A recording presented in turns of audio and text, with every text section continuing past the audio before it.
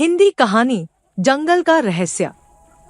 छोटे से गांव में रहने वाला आरव नाम का एक जिज्ञासु और निडर बच्चा था, जिसे नई जगहों की खोज करना बहुत पसंद था।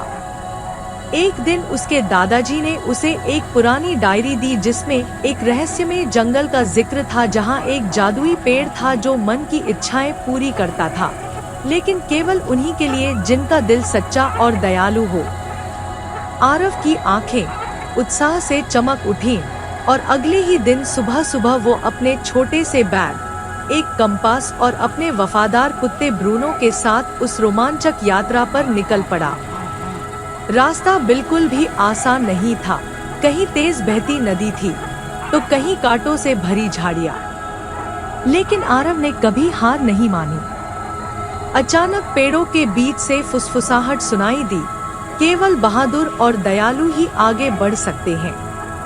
तभी एक बोलता हुआ तोता सामने आया और बोला, अगर तुम्हें जादुई पेड़ तक पहुंचना है तो 3 कठिन परीक्षाएं पास करनी होंगी। पहली चुनौती थी मदद करना। आरव ने देखा कि एक छोटी गिलहरी नदी पार नहीं कर पा रही थी, तो उसने अपनी रस्सी से पुल बनाया और उसकी मदद की। दूसरी चुनौती थी सच्चाई।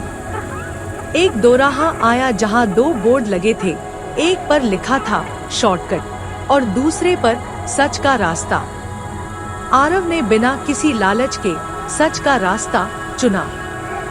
तीसरी और आखिरी चुनौती थी बलिदान। उसे एक जादुई फल मिला जो उसकी थकान मिटा सकता था, लेकिन पास ही एक भूखी हिरनी बैठी थी।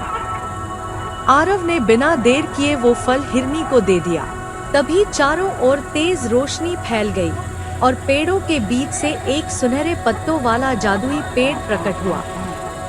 पेड़ ने कहा, तुमने साबित कर दिया कि तुम्हारा दिल सच्चा है, मांग लो जो भी चाहो।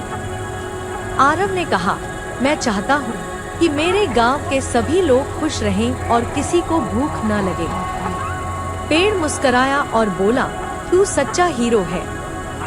वापस गांव लौटते वक्त रास्ते भर फूल खिलते गए, सूखा कुआं पानी से भर गया और खेत हरे हो गए। गांव के लोग आरव को देखकर चकित रह गए और खुशी से नाच उठे।